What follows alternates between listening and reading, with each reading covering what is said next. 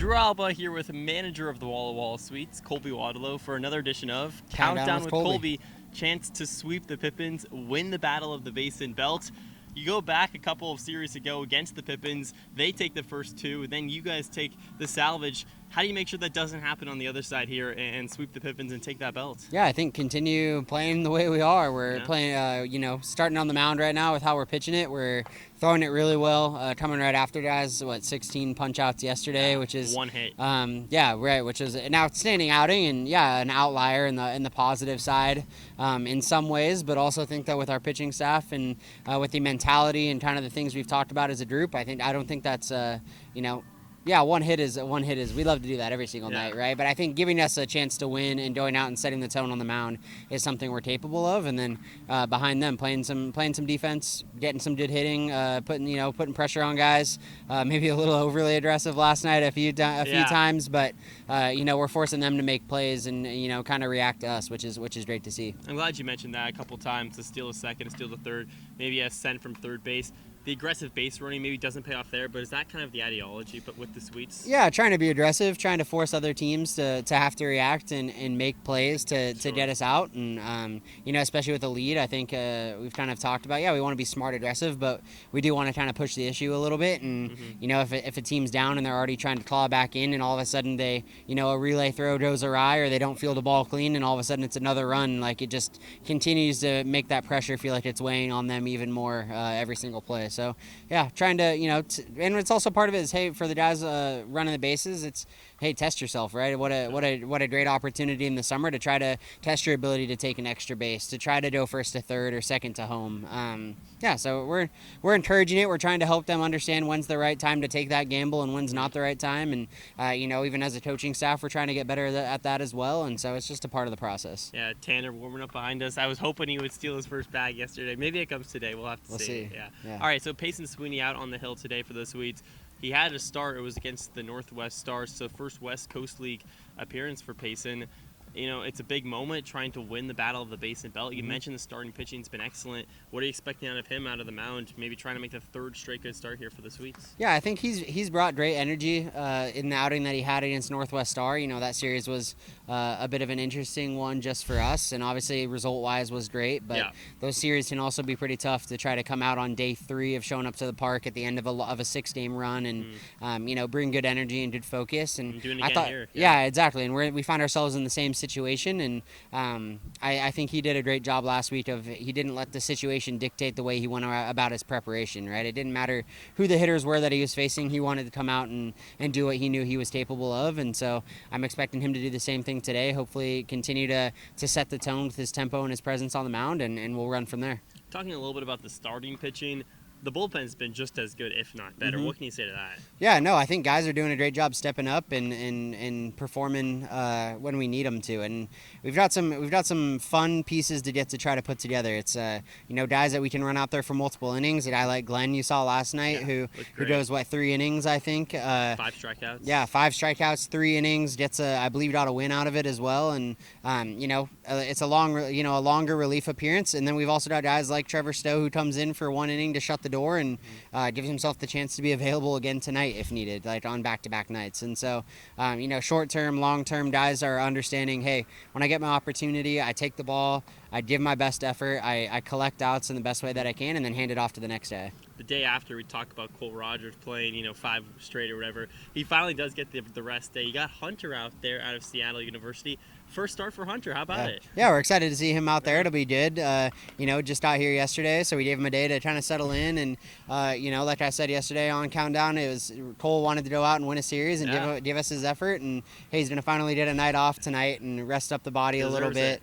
I wasn't going to tell you yesterday that was the plan already before we even had our show yesterday. So good for him to get a night off and also to see Hunter in there, see Demonu back in there, get Guile back in the lineup, and so there's your outfield for the night. Right, so it'll be good to see those guys run around. But excited to watch Hunter, excited to see what he can do for us. Hopefully let him settle in, get his feet wet a little bit before we go on the road to Cowlitz. Let's rewind the clock a little bit to last night, a home run derby contest, and Owen Estabrook comes out on the other side with a victory. 7 home runs for him, and then he just goes with the 3. Leo, an integral part as well, throwing in the pitches. How do you think you would have done if the guy hucking them in there? I think I see you throw it in BP. I throw sometimes. I throw BP like once a series, so I like to throw.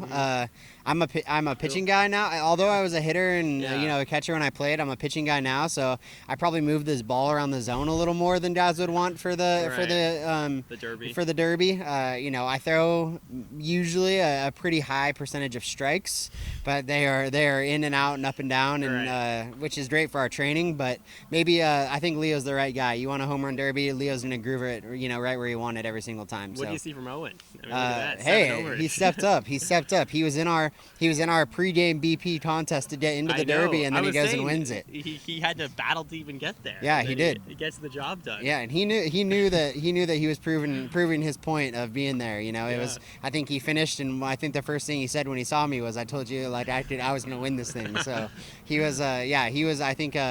It was no surprise to himself that he was able to do what he did last night, but it was fun to watch. Yeah, there was some confidence. Yeah, there was some moonshots on both sides both from us and the Pippins. The balls were flying very far into DeSales out there in left field. I like the metal bat play. Yeah, it's cool. Fun. Yeah, have you ever made the switch from metal to wood, and how's that been? Just playing summer ball, here in the West Coast League and whatnot. It takes a little bit of a change. It's hard to go back and forth on a one-day notice, and so there's some variability there, but it kind of really depends on how the bats are put together, and then also just, hey, are you hitting it in the sweet spot or not? The metal bat, you have a little more room for error. So. Sure. So Sweets, chance to sweep, win the Battle of the Basin today against the Pippins. Then you got an off day, 3 against Cowlitz. You look around the league, and things are as tight as they can be. Marion is turning it on right now, beating the Pickles a couple times. You even look at Ben, just swept the Sweets up and down against Corvallis. But there's 4 teams for 3 spots left in the playoffs. Looking forward, are you watching that at all? Is the team aware of it? I actually think that this morning was the first time I've actually opened up the standings page, and so I have looked at it a little bit. And again, I think when it comes down to us showing up to the ballpark, it's about us taking care of our own business and doing what we need to do to win. But there is some watching to see who the competition is.